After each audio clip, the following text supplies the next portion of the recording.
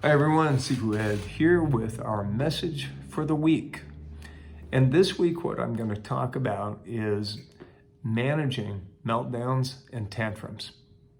Now you guys who have children will certainly know what I'm talking about. And one of the most relevant features when it comes to meltdowns and tantrums is recognizing the appropriate age range for meltdowns and tantrums. These are generally toddler-based. Now, I'm going to refer this back to the sources that I'm using for the information. First, Dr. Dan Siegel, who is one of the founding members of our research center at UCLA, Mindful Awareness Research Center. And secondly, the Child Mind Institute. I'm going to provide the links to this. And Dr. Siegel's book, The Whole Brain Child, which is a wonderful book that I would highly recommend about brain development and emotional development with children and managing disciplinary structures.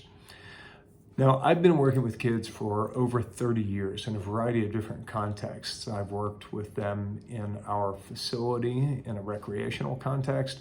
I've worked in clinical context with kids, with licensed clinicians.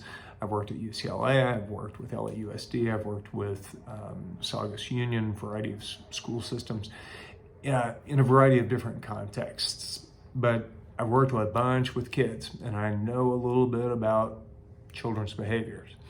So when it comes to the idea of tantrums and meltdowns, the recognition that children are learning about how to manage emotions in the very early stages of life as toddlers. So they absorb this data, and this is based on Dr. Siegel's research, really looking at brain development and the developmental stages from 2 to 6 years old, where we want to help our kids to learn how to process emotions in a healthy manner. Now, kids will tantrum because they don't get what they want. Either you're moving them away from something that they like, or you're moving them towards something that they don't like. Eat your peas, go visit grandma, whatever the case may be, but they're protesting. And in that age category, it's something that can be expected. So think about the way in which we react. Well, if we are non-reactive, we let them flail around and flop, run up and down on the floor and kind of exhaust themselves, and then we move into whatever the next phase might be. If we are reactive, we'll raise our voice, we'll tell them to be quiet. Think about your reactions, and I know about mine. Think about it. If you had the toddler at the grocery store, right? I know that I've been that parent where the toddler wants the Fruit Loops, and you move the cart away and they start flailing around in the cart and going crazy. And everybody in the store is looking at you as the bad parent. We've all been there. We all know what that looks like. Kind of horrible and kind of embarrassing, but we move through it. So the key is not giving in. And we've all done this, right? I'm just going to give him the Fruit Loops to make him shut up.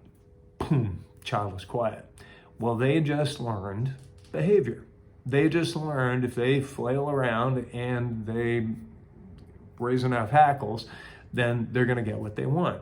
So we are teaching them the behavior.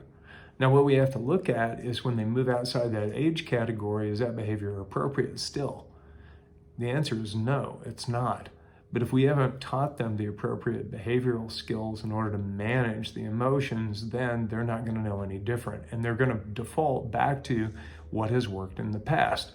And if we have allowed that to work, Dr. Siegel says we have to look at 2 different phases of this type of behavior.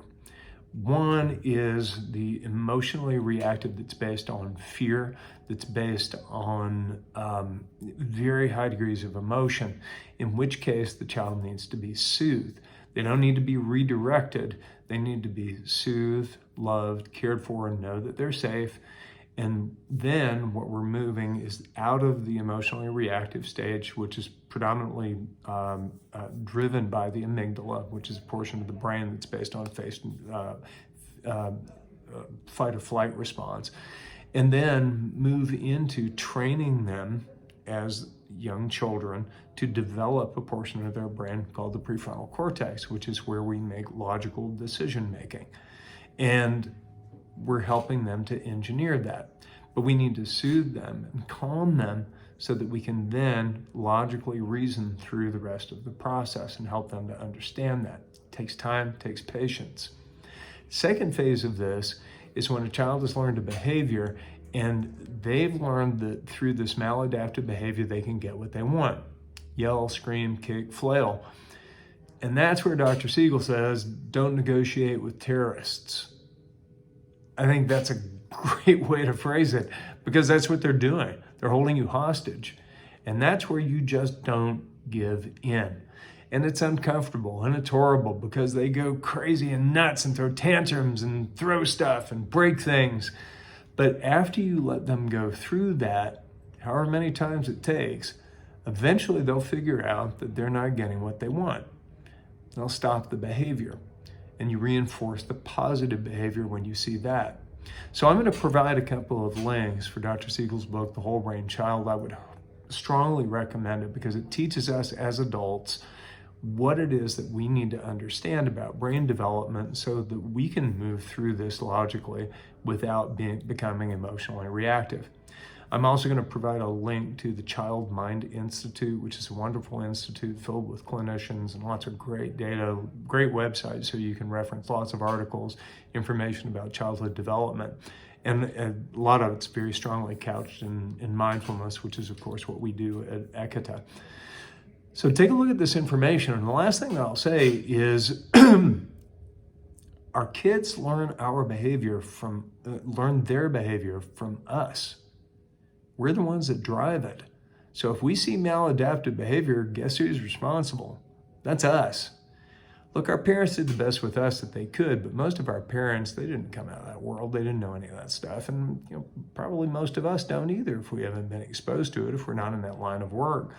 So if we don't process things in an emotionally healthy way, we're not capable of teaching our kids how to do it. So we have to look at ourselves first and start saying, well, what about me? Am I processing things in a way that's healthy? Am I in a healthy communicative relationship as a primary relationship that am I modeling for my kids? And so maybe that means for us that we have to go to a licensed therapist and take a look at, our behaviors. That's tough. Introspection is tough, but it's worth it. Think about it. Do you want to break the chain? Because that's what happens. It's a chain of behaviors. Our parents teach us, and not physically teaching us. We watch it, we see it, we emotionally experience it, and then we begin to enact those behaviors ourselves. And then we pass it on to our kids. So who's going to break the chain? We can be the ones who break it, but we need awareness in order to be able to do that and to look at ourselves truthfully with no filter. So I'm going to leave these links in here and invite you to just take a look at them. And that's really the fundamental premise of mindfulness, is that we're aware and we become more aware, and that makes us more relatable to other people, makes us better able to communicate, manage our emotions, and live in a more harmonious manner. So I hope you guys have a great day, and I'll look forward to talking to you next time.